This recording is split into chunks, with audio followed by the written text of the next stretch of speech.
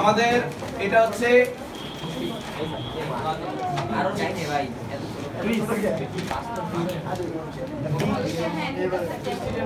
এটা হচ্ছে batting line, right কিনা? Batting pitch. এখান থেকে আমাদের মুশফিক ভাইয়া কি করছে? বল মারছে। কত কোণে? 20 ডিগ্রি আর 15 মিটার পার সেকেন্ড সে বলটা মারছে। আর আমার এই লাইন থেকে কত মিটার দূরে ছিল বিরাট কোহলি? 50 মিটার দূরে থাকা মিস্টার বিরাট কোহলি। এই 50 মিটার দূরে থাকা বিরাট কোহলি বলটা ক্যাচ ধরার জন্য দৌড় দিছে, রাইট? দেখো এই হাসিব, ক্যাচ ধরতে হলে বিরাট কোহলি যদি বলটা ক্যাচ ধরতে হয়, একটু সিচুয়েশনটা আমরা ইমাজিন করি। একটা লোক একটা বলকে ক্যাচ ধরবে, ক্যাচ ধরতে হলে অবশ্যই কি বলটা মাটিতে পড়ার আগে তাকে আসতে হবে, জি অবশ্যই, রাইট কি না? জি। এখন এই বলটা এখান থেকে মুশফিক মারছে, বলটা এখান থেকে এই পর্যন্ত গিয়ে পড়তে কত সময় লাগছে এটাকে আমরা কি বলি? মোট বিচরণ কাল বলি না? এখন এই মোট বিচরণ কালটা আমরা বের করতে হবে, কারণ সেই সময় ধরেই কি আমার বলটা শূন্য অবস্থান করবে, রাইট কিনা? মোট বিচরণ কাল ধরেই তো বলটা শূন্য থাকবে। এখন বিরাট কোহলিকে ক্যাচ ধরতে হলে বিরাট কোহলির অবশ্যই কি এই মোট বিচরণ কালের চেয়ে কম সময়ের মধ্যে এসে পৌঁছতে হবে না রিশাদ? তাহলে আমরা আগে মোট বিচরণ কালটা বের করতে হবে, রাইট কিনা? এটা কি তোমরা বুঝতে পারছিলা? এটা যদি বুঝতে পারো অবশ্যই খুব ভালো একটা বিষয় যে মোট বিচরণ কালটা আমাদের লাগবে। মোট বিচরণ কাল, হ্যাঁ বলেন। হ্যাঁ ওটা তো আমি আসতেছি, তো এখন ওই পর্যায়ে আসিনি। আপনি অনেক ভাবেই অঙ্ক সলভ করতে পারবেন। এবার মোট বিচরণ কাল বের করলাম। মোট বিচরণ কালের পরে ধরো মোট বিচরণ কাল কত আসছে আমি জানি না, আমি একটু পরে সলভ করব, আসবে। মোট বিচরণ কাল 5 সেকেন্ড, কিন্তু বিরাটের সাপোজ বিরাটের আসতে লাগতেছে 10 সেকেন্ড, তাহলে কি বিরাট ক্যাচ ধরতে পারবে? না, বল আগেই পড়ে গেছে। এটা হলো একটা বিষয়। এইভাবে সলভ করা যায় একটা, যে বিরাটের আসতে কত সময় লাগে এটা আমরা করব। আমি দুই ভাবে শিখাবো অঙ্কটা। আরেক ভাবে কি, যে ভাইয়া বলটা এখানে পড়তে যে সময় লাগছে, একটা সময় লাগছে না? ওই সময় আমি বিরাটের ব্যাগ দিয়ে দিছি না? তাহলে বিরাট কোহলি ওই সময় কতটুকু আসবে সেটা আমরা হিসাব করব। তাহলে সেই দূরত্ব অনুযায়ী আমরা বুঝবো বলটা গিয়ে পড়ছে কোথায়, বিরাট আসছে কোথায়। তো সেটার জন্য কি আবার আরেকটা জিনিস লাগবে না? আনুভূমিক পাল্লা। তার মানে আমরা আনুভূমিক পাল্লা বের করব যদি ওই সিস্টেমে দেখাই। আর আমাদের এমনিও আনুভূমিক পাল্লা লাগবে, মানে এই অঙ্কটা সলভ করতে গেলে আমাদের আনুভূমিক পাল্লা এমনিতেও লাগতেছে। আচ্ছা, আমি যদি আনুভূমিক পাল্লাটা পেয়ে যাই তাহলে বুঝতে পারবো যে টোটাল 50 মিটার থেকে ওইটুকু বাদ দিলে অবশিষ্টটুকু বিরাটকে আসতে হবে, রাইট কিনা? জি স্যার। কথা কি এটাই না? যে আনুভূমিক পাল্লা যদি 10 মিটার হয় তাহলে বাকি 40 মিটার বিরাটকে দৌড়ে আসতে হবে। তাহলে 40 মিটার বিরাটকে দৌড়ে আসতে হলে আমরা বিরাটের সময় বের করতে পারবো না, কারণ বিরাট কি ব্যাগে আসতেছিল? সমবেগে। তাহলে আমরা সেই ক্ষেত্রে s = vt দিয়ে কি আমরা বিরাটের t = s/v দিয়ে কি টাইম বের করতে পারবো? এখন দেখো টাইম বের করলে মানে এই যে অঙ্কটা ক্যাচ আউট হবে কি হবে না সেটা এটা দিয়েও আমরা হেল্প নিতে পারি, আবার সেটা আমরা বিরাট যে দূরত্ব আসছে সেটা দিয়েও করতে পারি। যেটাই করি আমাদের আনুভূমিক পাল্লা কিন্তু লাগবে। তার মানে এখানে প্রত্যেকটা সূত্রই কিন্তু আমাদের অঙ্কে লাগবে। এমন একটা অঙ্ক দিয়েছি যে অঙ্কে বিকল্প বলা যায় বলো সবগুলোই লাগতেছে। আচ্ছা, এবার বিরাট কোহলি যখন দৌড়ে আসছে টাইম পাইলাম, টাইম কত পাবো আমি জানি না, আমি একটু পরে দেখবো টাইম কত আসে। সেই টাইমটা আমার জানা হয়ে গেলে আবার ধরে আমাদের উইকেট রক্ষক ধোনি পর্যন্ত পাঠাইতে একটা সময় দিছি, কত সেকেন্ড? 2 সেকেন্ড। ধরো বিরাটের বলটা ছুঁড়ে মারতে ধইরা ছুঁড়ে মারতে 20 সেকেন্ড সময় লাগছে, কত সেকেন্ড? সাপোজ আমি এখন অঙ্কটা করব। আর মুশফিকের 1 রান নিতে কত সেকেন্ড সময় লাগতো? 2 রান নিতে, 3 রান নিতে। তার মানে যদি 20 সেকেন্ড লাগে তাহলে মুশফিক আউট হয় নাই। যদি 18 সেকেন্ড লাগে তখন কিন্তু ব্যাটসম্যানের পক্ষে যায়, কারণ টান অবস্থায় তখন ব্যাটসম্যানের পক্ষে যায় 50% হয়ে গেছে। তবে যদি ইন্ডিয়া বনাম বাংলাদেশ হয় তখন ইন্ডিয়ার পক্ষে যাবে, এটা কিছু বলার নাই। তো এখন আমরা আমাদের সিস্টেমটা কি বুঝতে পারছি? একে একে সলভ করতেছি, কিন্তু এটা আমি বলছি তোমরা বুঝছো এমন না, তোমাদের মধ্যে এই থিংকিংটা আসতে হবে যে সিনারিওটা কি। মুশফিক মারছে, বলটা উঠতেছে, একই বল বিরাট কোহলি দৌড়ে এসে ধরতে চাচ্ছে, তাহলে বলটা ধরতে হইলে পড়ার আগ পর্যন্ত মানে পড়ার আগে বিরাটকে আসতে হবে। এখন বলটা পড়ার আগে বিরাট আসছে কি আসে নাই এটা বুঝতে হলে আমাদেরকে কি করতে হবে, যে বলটার আনুভূমিক পাল্লা বের করব, বলটার বিচরণ কাল বের করব। এবার আনুভূমিক পাল্লা অথবা বিচরণ কাল যে কোনো একটা সহায়তা নিয়ে কিন্তু আমরা অঙ্কটাকে সলভ করতে পারবো।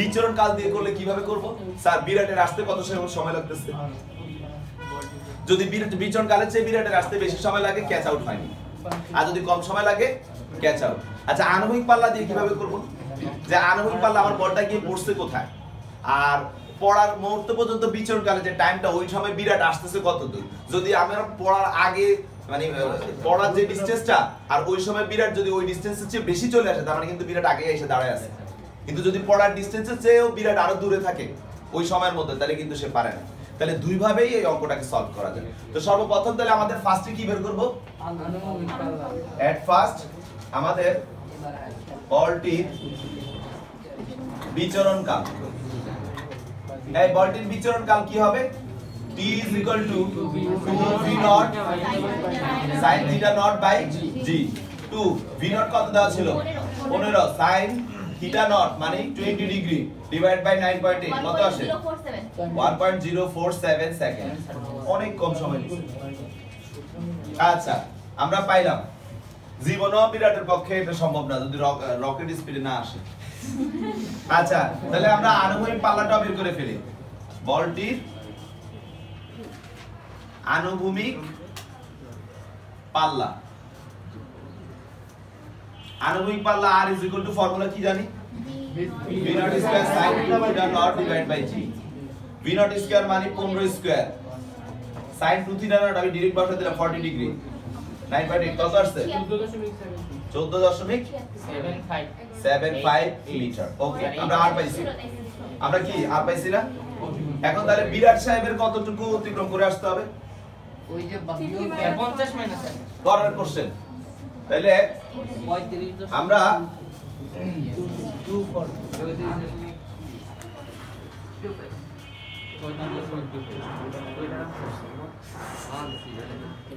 s is equal to r minus 50 minus 14.75 কত হয় 35.24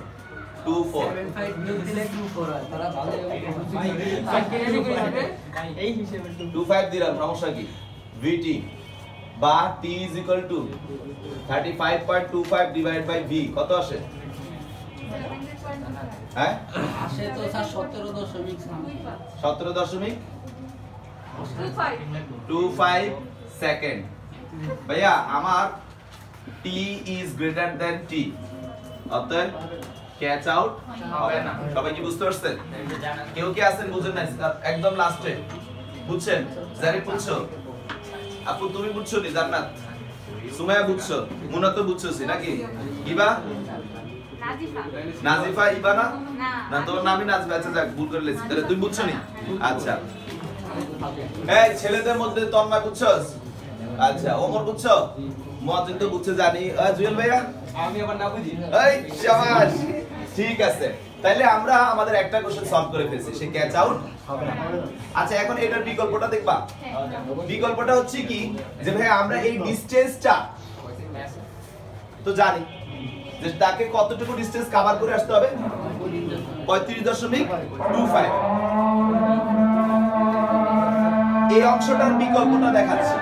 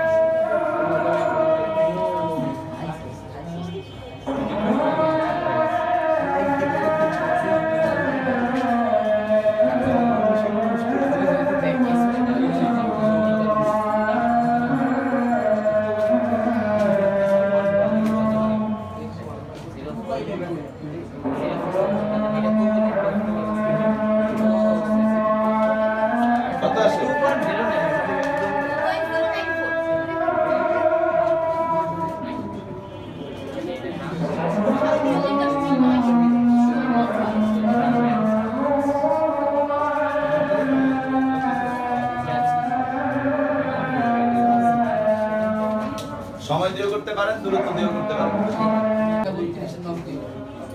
ওকে, তো আমরা একটা পার্ট শেষ করলাম, ক্যাচ আউট হয়নি। এবং বিরাটের আসতে কত সময় লাগতেছে? 17.25 সেকেন্ড। এটা কিন্তু আমাদের অঙ্কের জন্য খুব গুরুত্বপূর্ণ। এই পার্টটা আমরা না করলেও এই পার্টটা কিন্তু অঙ্কে লাগবে, কারণ আমার রান আউটের ব্যাপারটার ক্ষেত্রে গেলে এটা লাগবে। তাহলে আমরা এই অঙ্কের ক্ষেত্রে এই পার্টটা না করে এই পার্টটা, কথা বুঝতে পারছি? তো এখন মুছবো। তো আমাদের নেক্সট যেটা, যে রান আউট হবে কিনা, ক্যাচ আউট হয় নাই, কনফার্ম হয়ে গেলাম। এবার কি বাকি? রান আউট হওয়া। রান আউট হওয়ার বিষয়টা যেটা, সেটা হচ্ছে যে বিরাট তাহলে কতটুকু বলটা পড়ছে, কোথায় বলটা পড়ছে? আমার এই সাইড থেকে কত? 14.75। তাহলে বিরাটকে কতটুকু দৌড়ে আসতে হবে? তাহলে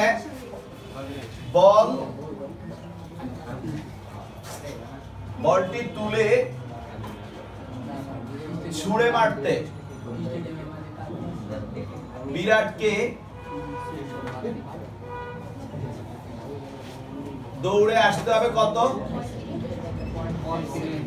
দৌড়ে আসতে হবে 35.25 মিটার। এই তাহলে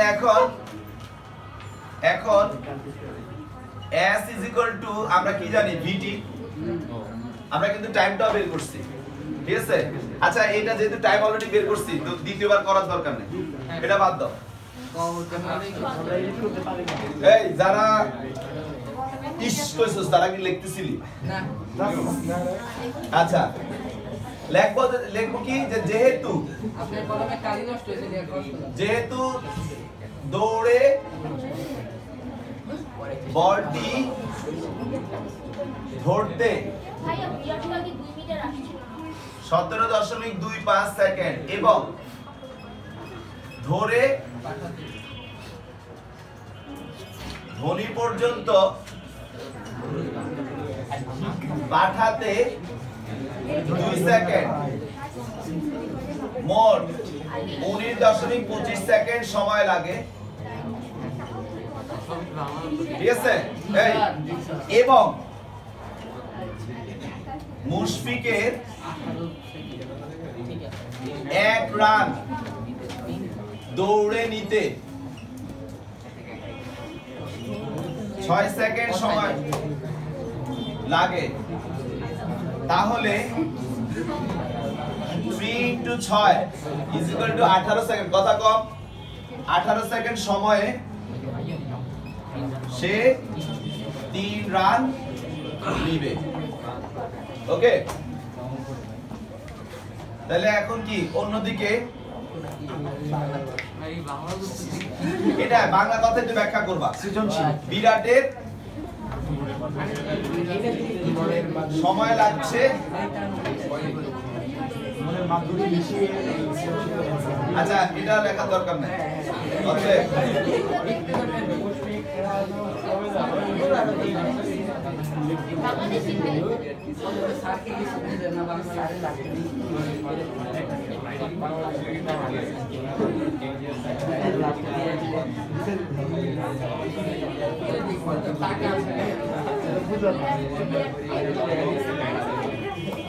অতএব বাকি কথা তো বুঝতে পারছি।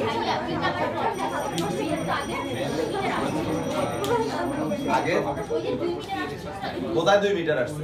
তোর এই কথা কে কইছে?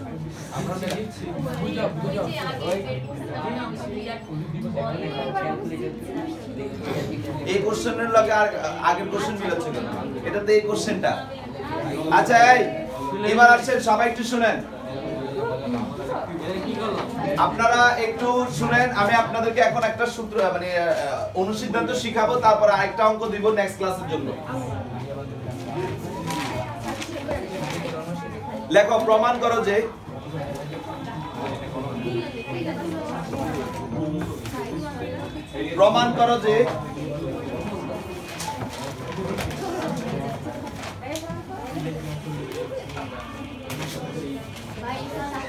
দেখছো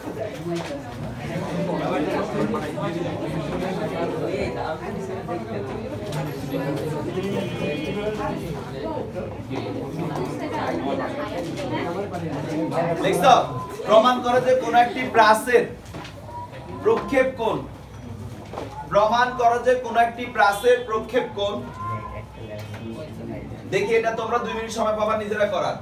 alpha is equal to tan inverse y divided by x into r divided by r minus x। এটা একটু সলভ করেন। প্রমাণ করো যে কোন একটি প্রাচীর প্রক্ষেপ কোণ alpha is equal to tan inverse y by x into r by r minus x। 2 minute সময় নেন। এই তোমরা কি করছো?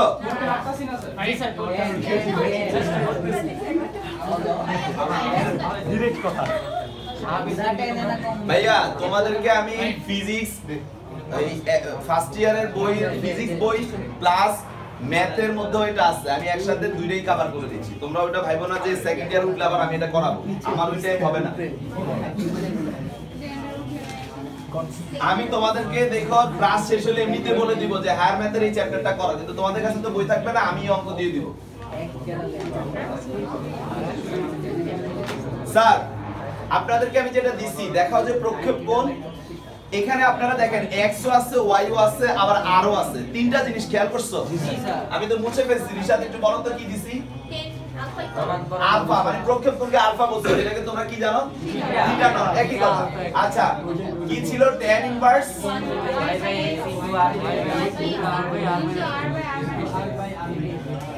এই সবাই একটু তাকাও, এখানে y আছে, x আছে, r আছে, আলফা আছে, সব কিছু আছে, কোনোটা বাদ রাখে নাই। আমি একটু সুন্দর করে এখানে x এর ফর্মুলাটা লিখি। x এর ফর্মুলাটা কি actually? v not sin alpha, কারণ এখানে থিটা নট বলতে আলফাকে বুঝাইছি। বুঝাইছে না? v not cos alpha into t। আবার r এর সূত্রটা কি? v not square u alpha divided by g। আর y কি? tan এর সাথে রিলেশন আছে y এর, কিন্তু একটা ফর্মুলা দিছি, সেটাকে বলো x tan alpha minus gx square v square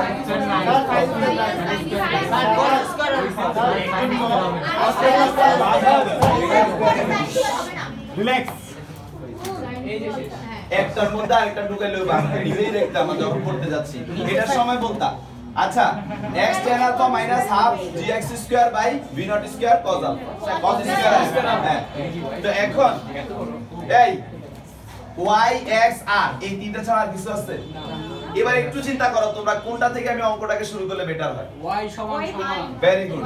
তাহলে আমরা এখন লিখব এভাবে, আমরা জানি, আমরা কি কি জানি? y is equal to x tan alpha minus half gx square by v naught square cos square alpha। কি মতন ঠিক আছে? ঠিক আছে। যারা লিখতেছেন তারা কিন্তু অন্যায় কাজ করতেছেন।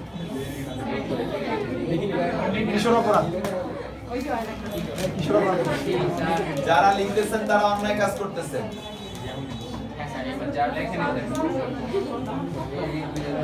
আর এই কাজটা নেক্সট টাইম করলে আমি কিন্তু মারাত্মক রিঅ্যাক্ট করে ফেলবো, ঠিক আছে?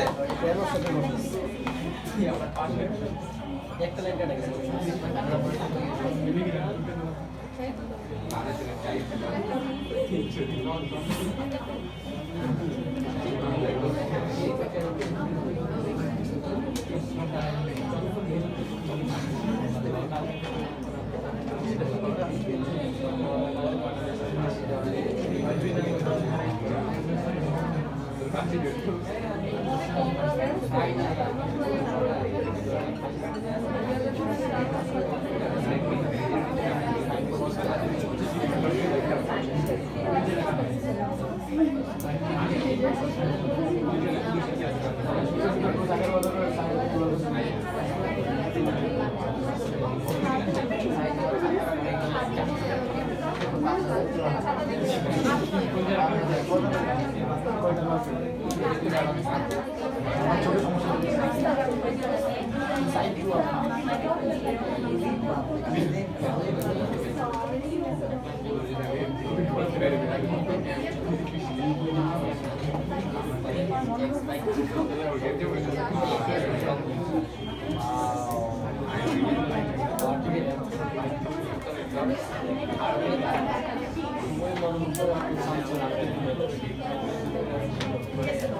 bhai, hey. Relax, relax. নাকি আসলে ছেলে নাকি বাসায় জায়গা তাহলে ঢুকে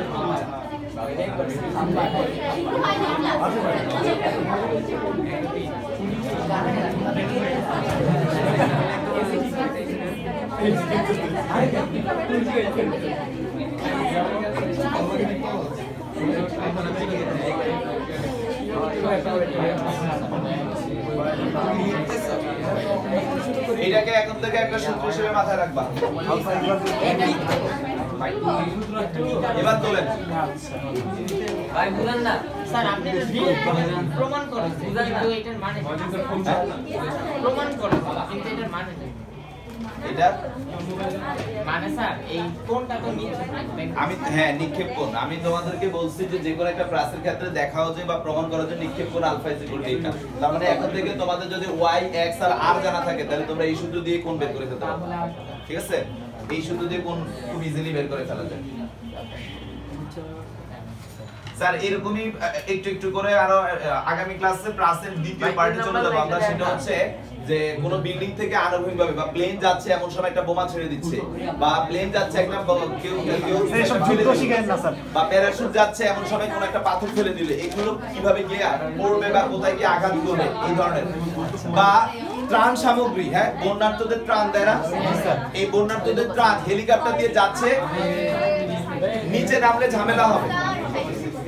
আচ্ছা উঠাও ভাই 3 নাম্বার লাইনটা দেন না মাথায় থাকবে না পরে ভাই দেখাচ্ছি তোলা শেষ করে তোরা 3 নাম্বার লাইন রিশাদ 1 2 3 এটা এটা না এটা না এটা এটা এটা 3 নাম্বার হলো কেন বাবু এদিকে দেখো y বাই x এর পরে 3 তুমি এদিকে দেখো এইটুকু তো বুঝছো এটার পরে এই 2 sin আলফা cos আলফা মানে sin 2 আলফা আর v নট স্কয়ার তো রইলই। এখন কি করলে আর আনা যায় v not square sin 2 alpha divide by g করলে এখন আমি এই g টাকে কি করছি টেকনিক্যালি নিচে নিয়ে আসছি।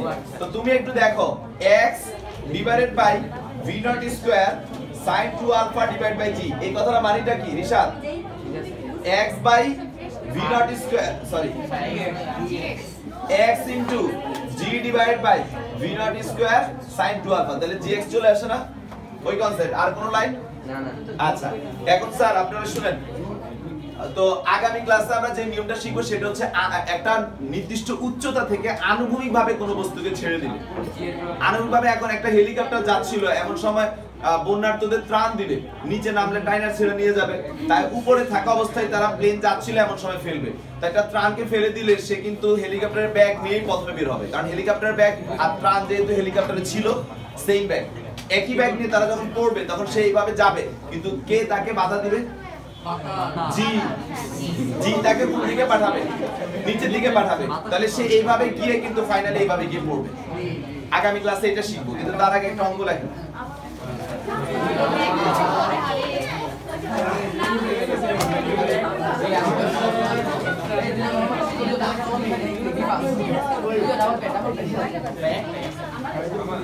আজকে আবারও বাংলাদেশকে জিতানোর চেষ্টা করব। আজকে ব্যাটসম্যান কারে দিব আশরাফুল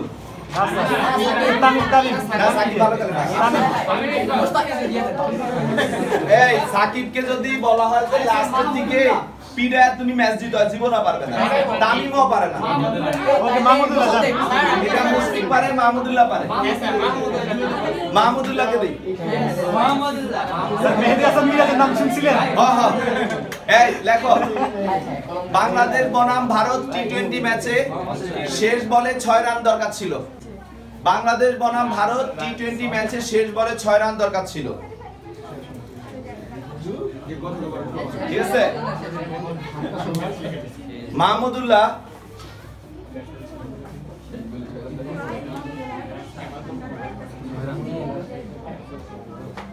আমি ম্যাচ জিতে দিই দাঁড়াও। এই দেখো দেখছো শেষ বলে 6 রান টার্গেট ছিল। মাহমুদুল্লাহ 30 ডিগ্রি কোণে 35 মিটার পার সেকেন্ড ব্যাগে একটি বলকে 6 মারার জন্য আঘাত করলো। 30 ডিগ্রি কোণে 35 মিটার পার সেকেন্ড ব্যাগে একটি বলকে 6 মারার জন্য আঘাত করলো। ঠিক আছে? তো লেখো বাউন্ডারি কি বলে এটাকে, পিচ হতে বাউন্ডারির দূরত্ব ছিল 75 মিটার। পিচ হতে বাউন্ডারির দূরত্ব ছিল 75 মিটার। পিচ হতে বাউন্ডারির দূরত্ব ছিল 75 মিটার। বাউন্ডারি লাইনে দাঁড়িয়ে থাকা বিরাট কোহলি বাউন্ডারি লাইনে দাঁড়িয়ে থাকা 2 মিটার উচ্চতার বিরাট কোহলি। শেষ 2 মিটার কি বেশি কমে গেছে? তাহলে 3.5 মিটার দাও। 3.5 মিটার দাও। 3.5 মিটার উচ্চতার বিরাট কোহলি। না তা 3.5 মিটার দিলাম। 3.5 মিটার উচ্চতার বিরাট কোহলি। বলটি ক্যাচ ধরার জন্য আরো হাফ মিটার উপরে লাফ দিল। বলটি ক্যাচ ধরার জন্য আরো হাফ মিটার উপরে লাফ দিল। কত উপরে লাভ দিছে? আরো হাফ মানে 0.5 মিটার, টোটাল 4 মিটার হবে। আরো হাফ মিটার উপরে লাফ দিল। এখন কোশ্চেনটা হলো যে বাংলাদেশ কি ম্যাচটি জিততে পারছিল কিনা? দেখি বের করে। বাংলাদেশ ম্যাচটি জিততে পেরেছিল কিনা? জি জি। আমি লাস্টের এই বিরাট কোহলিটুকু ক্যালকুলেশন করি নাই, জিততে পারে না জিততে পারে। আমি জিতে দিলাম ভুল করে ফেলিও।